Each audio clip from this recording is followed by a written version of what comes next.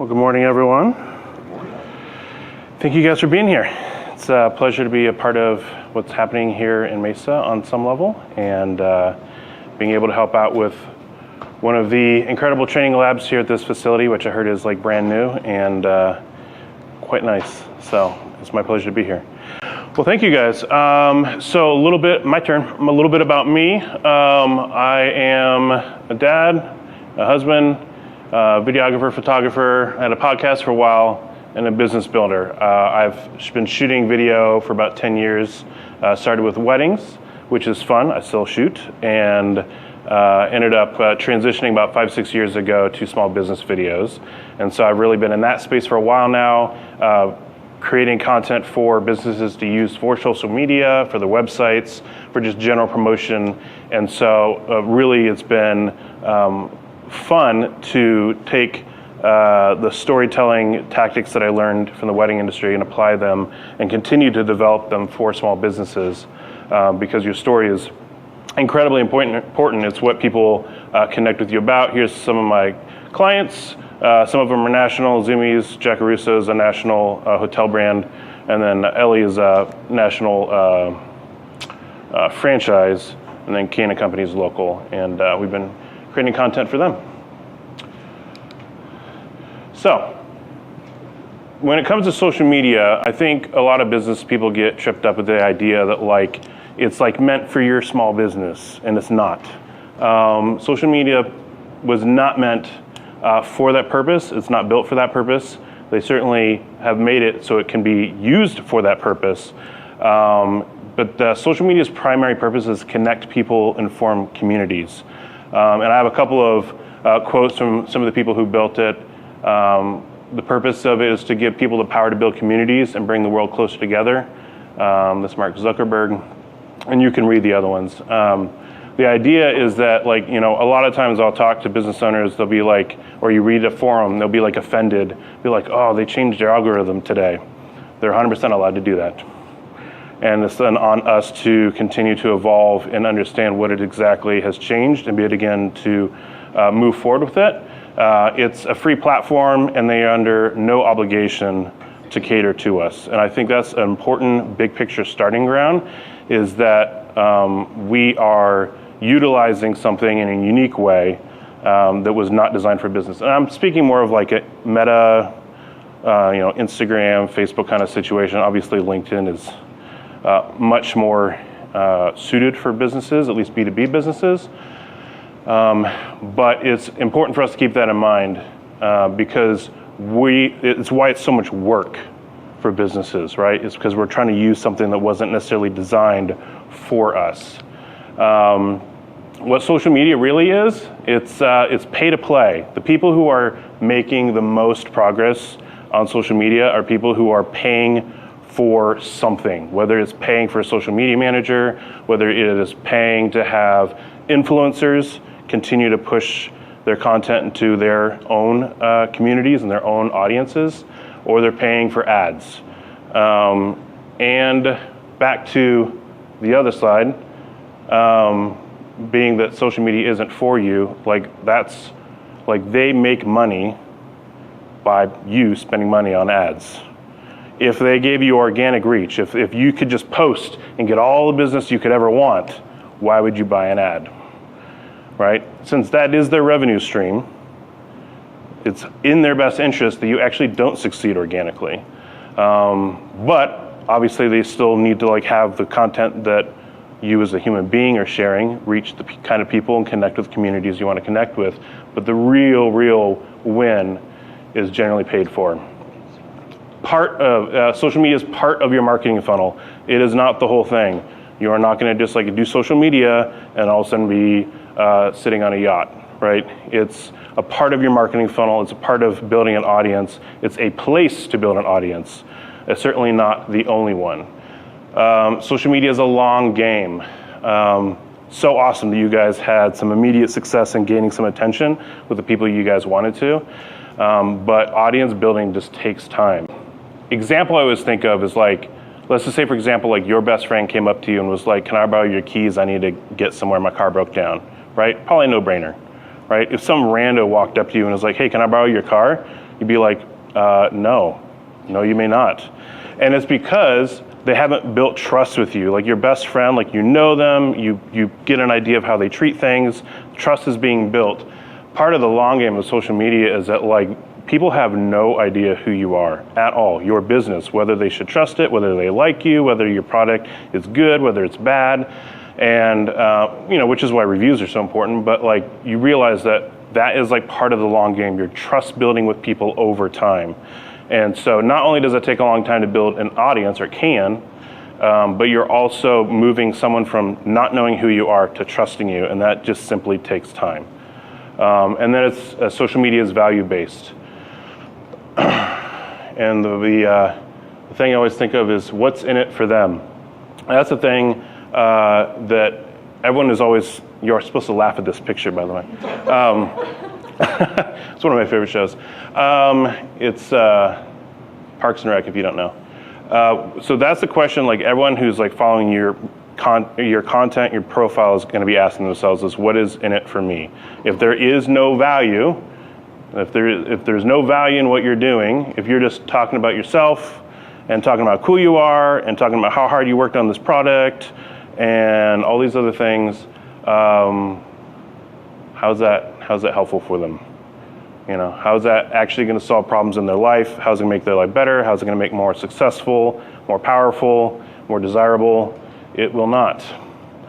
So the challenge, obviously, when it comes to social media is there's a huge amount of noise. And sadly, unless you've been around for VHS, you don't know that is what that is. But YouTube, every minute, over 500 hours of video content is uploaded just to YouTube, which means by the time you watch an 1 hour video, another 30,000 hours of new content will be uploaded. It's pretty staggering, actually, a lot of these, 95 million photos and videos each day posted to Instagram. So I almost feel bad for these social media platforms, except their computers. So like they have an outrageous amount of content that they are filtering through to try to get it into the right places, right? And so we as social media people who are making content for our social media platforms to grow our business, have to jump through the hoops that these social media platforms want us to jump through in order to get our stuff in front of the right people. So whether that's Instagram having a good like solid hashtag strategy of using hashtags that people in those communities are using, that is what you're gonna have to do, because the algorithms have to know what to do with the content you're posting. And if it doesn't know what to do with it, it's never going to reach the right people. And so that's why we're getting tactical today. All right, so here's a list of video formats. Because of my background's video, this is a QR code. It was late last night, and I don't remember if I uploaded this presentation into it, but this is a link to my Google Drive folder that'll have the presentation in it. And so you'll have access to everything, all the slides, including this list. And this list could be quite a bit longer, but I wanted it readable. So these are different video formats that you can use for social media. Educational, demos, tutorials, behind the scenes, employee spotlight videos, and there's actually a couple I don't have on there that I wish I'd put on. But this is just like, you just scan the code and read it and decide later. But this is at least what I believe is very approachable even by someone who's doing this for their own business.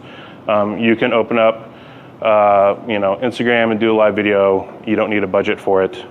You don't need anyone's permission to do it. You can just do it, and then hopefully someone shows up, and if not, you can save it and post it later, right? I find it really cool to do what I call client success stories, which are essentially like you talking about how you help their business. So obviously a testimonial is them talking about what you did, but unfortunately, depending on how good you are at coaching people, it can be a little challenging to get them to say what you want to say about your business. So while it is the most influential in the sense that people find it the most like authentic, sometimes they don't always hit what you want people to know about your business. And so a client success story is a way to sort of anonymously share how you solved a problem in a business. And I think that is huge because you have control of the story, and hopefully it's a true story, right? and it is hitting the button as far as what's in it for them, because you're literally talking about a problem that you solved. And so I think it's like really two sides of the same coin. I would always recommend getting client testimonials, but I think if you can't, and the reason is because one of the clients, Ellie, mental health, obviously I can't use people's names, and so we would just say like, oh, we had a client that struggled with this or whatever, and kept it as anonymous as possible, that we wouldn't get in trouble with HIPAA laws. And that was kind of like a way to get around all of that. So that might be something to give it a try. So I'm gonna hit on 3 or 4. I have slides for 3. I wanna talk about 4. So first is educational. Educational is going to be kind of like what you guys were talking about, like how to use a product. And it's going to be just like taking down some of the mystery, right? So a lot of times, maybe what you're doing is a little complicated or hard to understand, or maybe it's new, and so you have to like introduce a new idea, and having educational videos is a kind of video in that big long list that I think you should probably definitely have a couple in which to use. Whether it's for sales follow-ups, whether it's to post on social media, whether it's to send in emails. And one of the outlines that I love, and I use regularly and encourage other people to use is this outline, the problem, obstacle, solution, outcome. If you can think through at least one point for each one of these, you can talk intelligently on camera. It's pretty cool. And so, let's, I like putting people on the spot. With your aromatherapy, what do you think is the problem that they have? Like this, any of them? Well, like a concern, like maybe it's, arthritis pain, or maybe it's a pulled muscle or something like that. Okay. What you're looking for? Yeah. So they have some muscle pain. What is stopping them from making that better? Why can't they make that better? Maybe the pharmaceuticals aren't working. Big pharma, Tylenol, whatever. Right. Some of those aren't working. Right. And then the solution, of course, is you, right? And then hitting on the last one, which is really important and something that people don't always talk about enough, which is the outcome. So what does the person experience as a result of using your product? Pain relief, comfort, lowers their anxiety, inflammation. I mean, there's Right. So you can see how simple that is. Just going through that checklist is like how you're going to be able to create either a script or a way to be able to talk through what kind of difference your product or service makes for people, and you can just iterate on that over and over and over and over again. And I'm telling you, like if you've never done this, this is going to feel really awesome, because not only is it going to make sense for you when you're talking on it, but when you listen to yourself back, you'll be like, oh, like that's just like the right order it should be in. It's just going to make sense. And the more complicated what you're doing is, the more you're going to need to simplify. What's in it for them? Why are you making the educational? This is going to pop up several times. Sadly, no different background. But what's in it for them? Like, why are you making the educational video? To be helpful, to break down barriers, to gain clarity, to help move people along the buying journey. All right, well, there was no audio guy, so you can't hear anything they're saying. This is a little behind the scenes video of me and one of the videographers I work with. She edits for me quite often. We did a shoot at my church. All right, behind the scene videos are fun because one, the production value doesn't actually need to be that good, which I think is really encouraging for someone who's just using their cell phone. Again, no budget required. It gives people a unique look behind the curtain of what you do for your clients. And I thought this was cool. The study found that 86% of consumers say that authenticity is a key factor when deciding what brands they like and support. So really, it's humanizing your business, right? It's taking a little bit of mystery and connection, the mystery out of it in a healthy way, and getting people introduced to your employees, your process, so on and so forth, and really be able to turn your business inside out in some way. There may be some things that maybe you don't want to show, and that's totally fine, but it's a way to develop authenticity and transparency, and that's something that is really, really, really important to people. They want to know, like, speaking of like nonprofits, if there's literally businesses built around the idea of like having transparency with what is being used with the money. Like, people care a lot about it. All right, the third one I wanted to cover was the challenge contest videos. This is another one in that large list. And I found a cool case study for this. So in 2019, Gymshark launched its Change Your Life campaign, and people shared photos of themselves hitting their goals. And one caveat, and this goes back to pay to play, at least for these kinds of results, is they had also hired micro-influencers to share. About 1.9 million likes, 12,000 comments, 45.5 million views. That's a lot. This came from an article which was like labeled how Gymshark went from 0 to 100 million in 7 years. Pretty impressive. And so they were able to leverage, getting, and this is really part of like the community aspect, right? Is like building that community. They were building it really from the ground up in a lot of ways, but they were also leveraging those influencers as well. Like, those influencers already have people who listen to them, care about them, trust them. They've already put in the hard work. And they were able to leverage that to build their own community.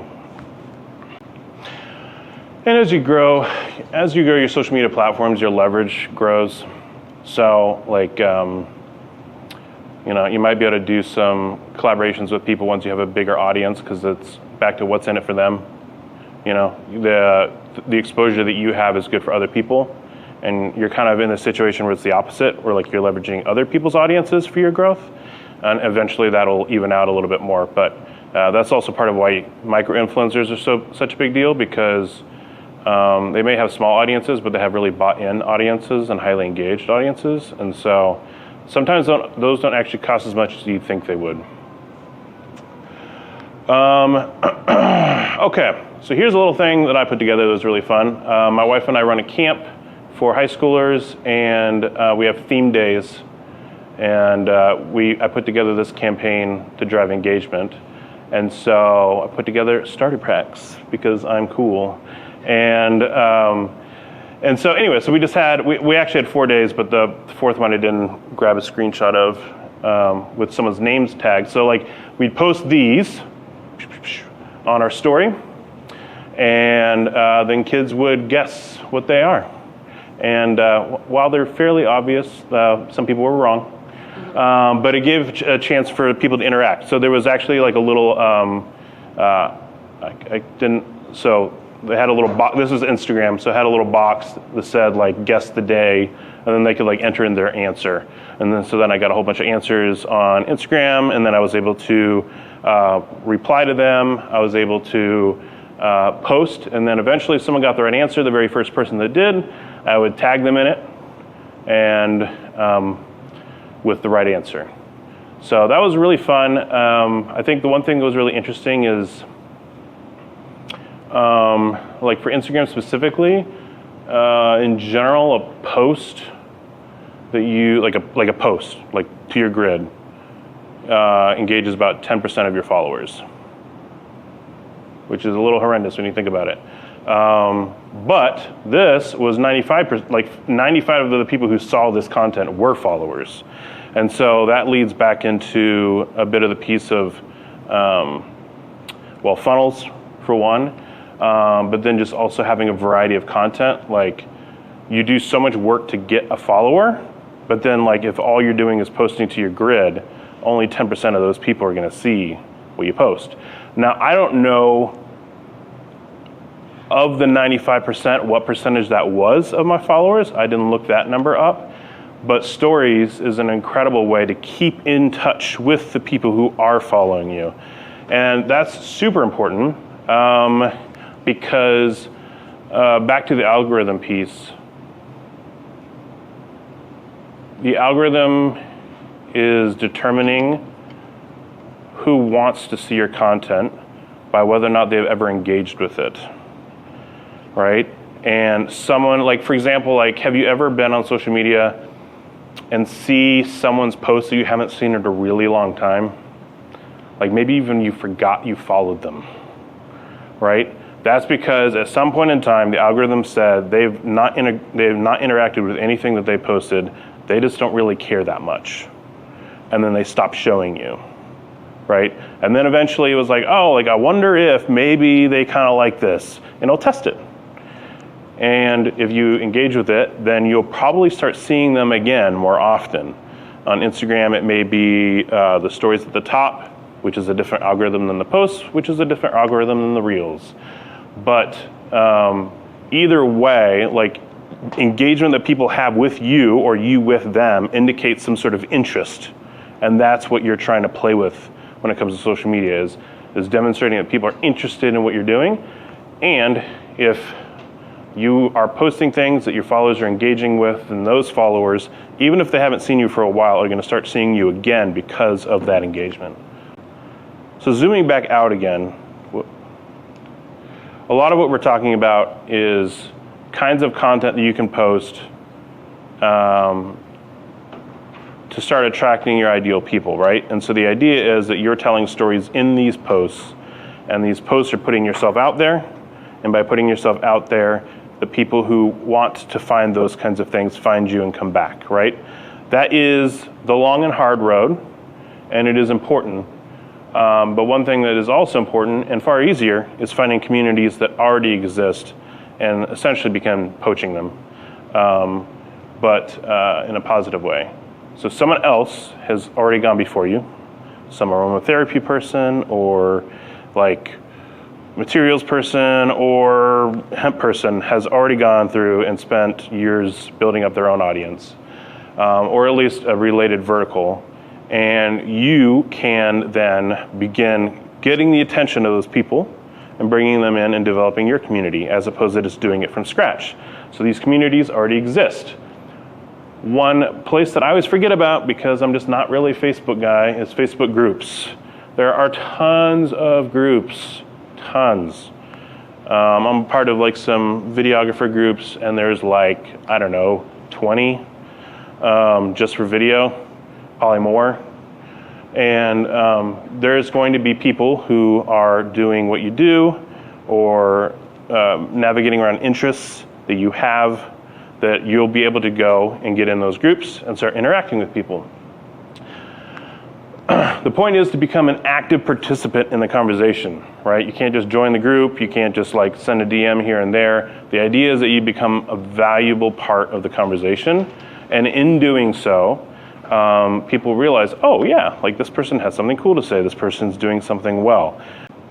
And so, like, you know, for you guys with faith-based products is finding maybe like a church group or other sort of like faith-based groups. You go in there and you become part of the conversation, and then maybe like every 5 conversations you post a cool video of like someone doing that little, the video of someone building the stocking when it comes down to Christmas time, or finding other sort of content you can put on there, right? But you're not just a salesperson, you're not just like pumping your stuff out there, you're becoming an active part of the conversation of what's happening there. And then, so Facebook groups is a place I often forget about, but that is a good one. Influencer content. I'm not talking about like a Gen Zer who's like 15 as an influencer. I'm talking about like literally anyone who regularly posts and has people engage with them, right? That person has influence, thereby making them an influencer. Because I kind of put that in my brain sometimes an influencer is like a 20-year-old mom who takes their kids places and post about it, but that is not true. It's anyone who has influence. And so especially, I find this true of LinkedIn. I'm not sure what you guys' experience have been, but like there's not been a time that I haven't like said something half intelligent on someone's post and I haven't at least gotten a couple followers from it on LinkedIn, like without fail. I don't know why I don't do it more often, maybe because I have 1,000 other things to do, but that has been really, really helpful. Like, because the people who are commenting are engaged with what's happening, and they're interested.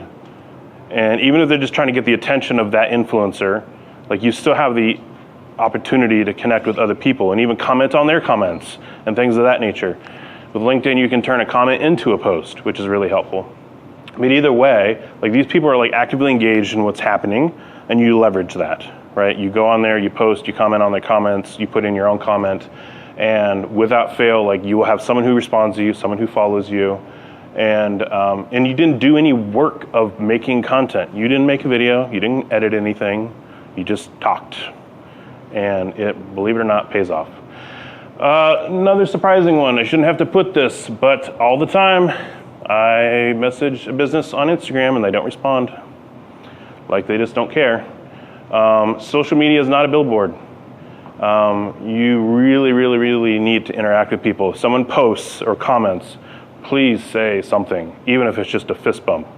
And that'll be huge, because at the same time, again, like you're trying to build up in the AI mind of these algorithms that like you're a real human being and you want to have conversations with you. People want to have conversations with you and you have something value to add, right? So if people are commenting on your posts and you're not responding back, what that's saying is like, this person's not really on here. And back to run contests and giveaways, we talked about it. Just like this is part of like knowing your audience and knowing what it is that they want. There's going to be crossover. Like people don't like just one thing, right? And one example I can think of is like, I know we're in Mesa, so it's a little far, but I think there's more than one spot that does this. There's an event like on Saturday, it's called like Cars and Coffee. I don't know if everyone who has a car drinks coffee or the other way around, but whatever, it's a combination. It boosts the coffee shop, the place where they have the cars and all that. I find that creative people like coffee. I know that seems like an oversimplification, but I've noticed that. There's just crossover, right? And that's part of knowing your audience of what else do they like? And how can I like coordinate with other influencers, other people, create content for that speaks to those things. And contests and giveaways are like a perfect way to do that. Like if, you're trying to market yourself to someone who's, super green and you're trying to like do a giveaway for a diesel engine, you're gonna have a hard time doing a giveaway. Is that really what the last one? Okay. The other one I wanted to mention too was, and we'll kind of wrap up with this in 5 minutes, is meme videos. I love having this conversation with serious businesses because meme videos are ridiculous. So meme videos are like, does anyone not know what that is? Like a meme video. Meme, M-E-M-E. They're usually funny. They're usually like funny. They got like comedic relief. They're like clips from a movie or other random things like that. A lot of business owners don't have a lot of time for that, and I think there's probably some industries that wouldn't benefit from that. But really, this is like leads to my like last point when it comes to social media, which is that like there's a variety of content that serves a variety of purposes, right? And so, like for example, the behind the scenes video, its purpose and its function is to develop authenticity and transparency with your company. It won't necessarily get you a sale. Doing a educational video could get you a sale, but it's also like removing barriers of having people understand what's happening. There's going to be all sorts of like objections. Like if you look at it from like a sales perspective, there's all sorts of objections that people have about whether or not they should or shouldn't use your product or you over someone else. And those pieces of content, especially educational pieces, help navigate a lot of those things and help address those things. Because people are going to pick you or someone else or no one at all, depending on what it is. And so you're helping them navigate that. The meme videos are fun and interesting because of how informal they are, which can kind of scare off a lot of businesses. But really what you're leveraging, you're giving up, it just serves a different function. Its function is just to bring awareness to your business that it exists, right? And the reason you want to do that is because those meme videos, quote unquote, go viral if you're doing the right one at the right time. So like you have some sort of nugget of information of value in there about your company, but largely it's just to make people laugh. And why is that important? Because I know that all night long before my wife goes to bed, she just does this. And if it's not funny, she doesn't have 2 seconds for it, right? And so you got to realize that like when someone's looking through TikTok or Instagram or whatever else, like they're all on it for different reasons at different times. But if you don't ever create content that makes people stop and laugh at least a little bit, like you're going to be just one of those swipes. Because honestly, people just don't care because that's the value you're bringing at that moment, right? Is the laugh. And in doing so, they see your logo or your business name or whatever else. And like over a period of time, brand awareness is built where they see what you're doing. A great company if you want to look at, granted it's not like a very serious business, but Duolingo freaking kills it at social media. Barstool Sports kills it on social media. Again, that's not a very formal one. I'm trying to think of one that's like more formal that's done great, silly stuff. I can't think of one off the top of my head, but I'd say Duolingo is like the closest. What's up? National Park Service. Yes. Yes. So boring and yet so cool. If you guys are taking notes, there's 2 things to look at, and I'm sorry I didn't have a slide for this. For Instagram, there's @creators. There's an Instagram account literally made by Instagram, and they often will share what's trending on Instagram. And for TikTok, you have to make a creator account, and you can use your username for your regular account to make it, but it is different. They have a section of trending videos and I think audios as well. And I think you can, I think there's like an audio one and like a video one and so on and so forth. And you can see what's going viral at the moment and you just copy it. You just say like, how can I say one thing about my business that's interesting and just make people laugh? And so there's one takeaway. Like just be encouraged that like, just be comfortable with the idea that like every piece of content serves a different purpose. Don't do just one kind. Be comfortable doing a variety of content. Be comfortable with just like making something that just makes people laugh because that actually does have value. Otherwise they'll just swipe right past you and it really won't matter how good the piece of content was if they're not looking for that at the time. Just like hashtags, there's feeds based off of the songs that are being used.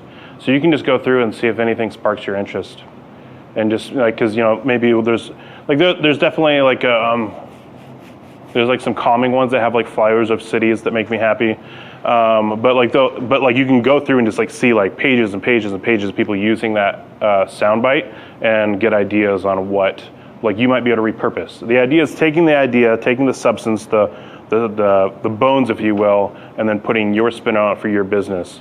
And like I said, that's why I encourage you guys just like be okay with it just being funny, and because the idea is that like you're not taking someone from like unknown to buying something from you with that one piece of content. It's just one touch point. There's like, I looked them up, it's like anywhere between 5 to like a dozen touch points like to take someone from not knowing who you are to making a purchasing decision. So like this is just like adding another touch point to get people down the road a little further to making a sale. Such a loaded question, and I'm glad you asked it. It's really as often as you can. It just is. Like it's just such a mix of like quality and quantity. It just is. Like every time that you don't post is like time someone could find you or could see you or any number of those things. And but we all have limited capacity as people. We work 8 hours or whatever else, but we all got 24 hours a day, and we just can't sit around and post all the time. You know what I mean? And so I think that's where like leveraging tools like CapCut. I'd say bare minimum, I would probably try to do like twice a week, and then I would then spend the rest of your time engaging with other accounts. Just because then you don't have to make anything. You know what I mean? So that way, because like the worst thing that could happen is someone finds you, they go to your page, and they have no idea what you're about. They don't know anything about you. They don't know what you sell. They don't know why they should care.